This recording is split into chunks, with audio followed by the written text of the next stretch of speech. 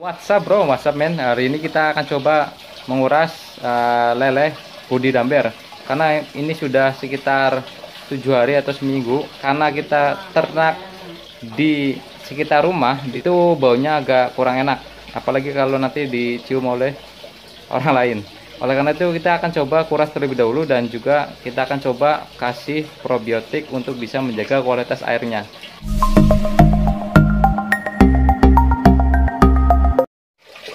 Nah, ini berbeda dengan sistem body damber yang langsung ditaruh kangkung-kangkung biasanya di sini ya, di atas ini. Yaitu kita menggunakan sistem body damber ya, ini ember dengan kombinasi hidroponik system NFT. Jadi sistem air mengalir seperti ini ya. Dengan mudah kita buang air dengan kita copot ini pipanya, lalu kita buang saja ke sini ya, nanti sini. Padahal kita sudah menggunakan instalasi ini yang bisa menekan laju dari residu atau kotoran dari lele, sehingga kotoran itu bisa diserap oleh tanaman-tanaman hidroponik ini ya. Tapi tetap saja lele itu masih bau dan juga kita harus tetap kuras. Kita akan coba kasih tahu tips-tipsnya bagaimana cara menguras dan juga nanti probiotik apa yang cocok untuk skala rumahan ya, seperti ini. Oke men. Untuk pembuangan dan intensitas perawatannya itu jauh lebih mudah dibandingkan sistem yang biasa. Oke, kita akan coba kuras ini men. Untuk lele sebenarnya ini air masih bagus ya, cuman memang karena kita di perumahan ya, di rumah ya, baunya agak sedikit amis ya, kotor. Oleh karena itu kita perlu yang namanya kuras air. Oke men. Kita akan coba menguras sistem hidroponik dengan kombinasi body damber, sistem NFT hidroponik, yang itu sebenarnya lebih mudah, tinggal copot selangnya aja yang sudah seperti ini dan menunggu air sampai habis.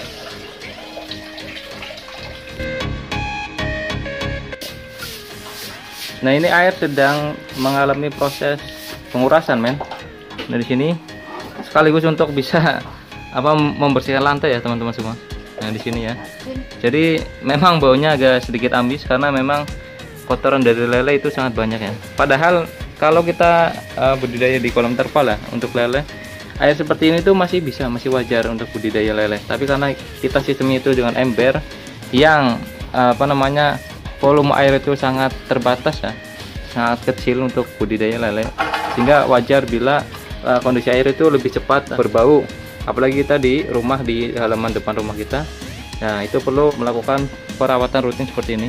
Tapi dengan sistem seperti ini ya, paling tidak kita bisa tertolong ya, dibandingkan dengan sistem yang konvensional, yaitu dengan di sini ada botol-botol atau aqua gelas kangkung ya, itu akan lebih sulit ya instalasi pembuangan airnya. Tapi dengan sistem seperti ini, NFT hidroponik NFT, itu sangat mudah atau sangat memudahkan kita dalam menguras perawatan ya, utamanya perawatan harian atau mingguan lele kita.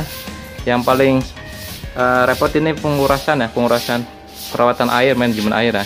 Nah, nanti setelah ini kita akan coba bahas bagaimana itu langkah selanjutnya untuk perawatan air di kolam ini, sehingga nantinya ikan lele itu bisa tetap berkembang dengan baik dan tidak terlalu stres setelah kita kuras airnya. Ini air sudah mulai asat ya, udah mulai berkurang, tinggal sisa dikit. Nah, ini bisa dilihat, ini lele kita, yaitu lele yang sudah mulai LBG atau remaja ya. Karena kita mengembangkan body damber dengan sistem yang benih besar, karena itu untuk mengantisipasi mati di kolam ya, di ember, karena benih kecil itu sangat rawan.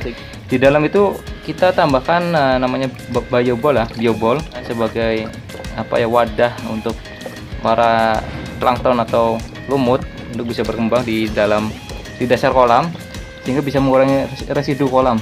Nah, teman-teman semua, yang saya tadi katakan bahwa lele itu adalah kanibal ya, karena dengan bibit besar pun ya, kita masih bisa temukan lele itu kanibal, apalagi nantinya bibit kecil ya. Bisa kita tuh, yang ini, yang putih ini nih, coba kita angkat. Nah, ini buktinya nih. Nah, ini bukti kepala lele ya. Ini ya, bisa dilihat ya teman-teman.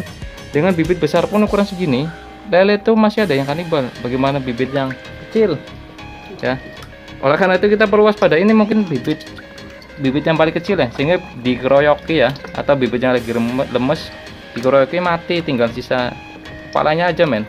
Nah oleh karena itu teman-teman yang mengembangkan budidaya ember dengan bibit kecil dari ukuran kecil lah, benih 57 atau 79, jangan kaget ya ketika nanti misalnya tebas 100 ekor tinggal sisa paling 10 ekor, itu jangan kaget, karena memang ini buktinya nyata nih, kanibalisme lele itu sangat-sangat jelas, sangat nyata, fakta ini. Kita buang aja di sini. Nah, ini sisa berapa ekor nih? Dulu seminggu yang lalu itu tebas sekitar, kalau nggak salah antara 10 sampai 15 lah. Tidak kita hitung karena ini lele LBG yang kita ambil dari kolam, lele kecil yang kita ambil dari kolam. Nah, kita belum tahu nih nanti sampai panen itu sisa berapa. Kalau kalian menebar benih yang kecil, kalian butuh sortir secara rutin. Paling tidak itu minimal, biasanya sih minimal standarnya itu adalah 14 hari sekali, 14 hari sekali ya, 14 hari sekali untuk bisa melihat ukuran rata-rata lele, apakah ada yang jonggol atau ada yang monster. Kita perlu pindahkan ke kolam yang lain. Jangan sampai kasus korban seperti ini ya, si lele ini tinggal kepalanya aja men. Jadi tadi kita udah lihat bagaimana sangarnya lele ya, karena kanibalisme itu nyata men. Bahkan untuk bibit ukuran besar pun ada lele yang mati ya, bagaimana bibit yang ukuran kecil. Oleh karena itu saya sarankan bagi peternak yang baru mulai belajar di budidaya ember dengan sistem ember seperti ini ya, ini itu perlu diperhatikan sekitar 14 hari sekali ya. Saya ingatkan lagi, 14 hari sekali perlu dilihat ukuran lele apakah itu merata atau tidak, sehingga kita bisa meminimalisir kanibalisme yang ada. Kita tinggal isi aja air. Sebenarnya untuk lele ukuran ini itu sangat tidak disarankan untuk bisa memberikan air pump, tapi karena kita membudidayakan dengan bibit ukuran besar yang sudah LBG ya, itu bisa kita menggunakan air pump karena daya tahan tubuh mereka itu lebih kuat dibandingkan dengan lele bibit ya. Air dari pump ya, air keran nih. Tuh. Kita akan coba masukkan ke dalam ember budidaya.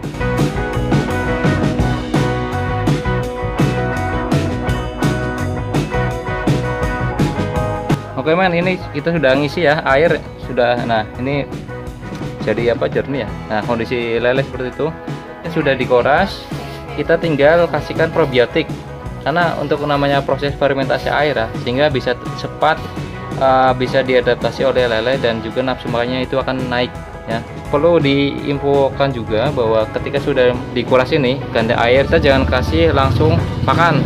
Kita tunggu sekitar paling minimal itu setengah jam ya. Cuman kalau di sistem seperti ini mungkin sekitar 1 jaman lah untuk dikasih makan. Nanti kita akan coba tebar probiotik yang nantinya kita akan share bagaimana cara untuk membuat probiotiknya teman-teman. Nah ini probiotik yang sudah kita buat. Nah ini nanti kita share bagaimana cara untuk membuatnya, dan kita tinggal tambahkan probiotik ini ya ke dalam sistem budidaya ember kita.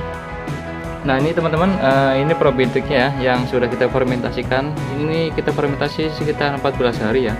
Kalau yang mau bikin probiotik sendiri, cuman di pasar juga banyak sekali probiotik, cuman karena kita memang butuhnya banyak, lebih bagus itu kita bikin sendiri, lebih murah. Nah ini tinggal kita dropkan, kita campurkan di kolam budidaya ember kita.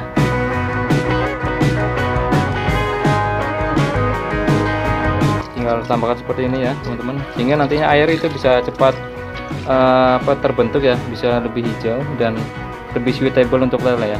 Begitu teman-teman ya. Terima kasih sudah menyaksikan teknis budidaya lele dalam ember men. Sampai ketemu lagi di video berikutnya. Oke, jangan lupa subscribe bagi yang belum subscribe. Kalau yang tidak subscribe, lele ini akan saya buang nih. Oke teman-teman semua, thank you.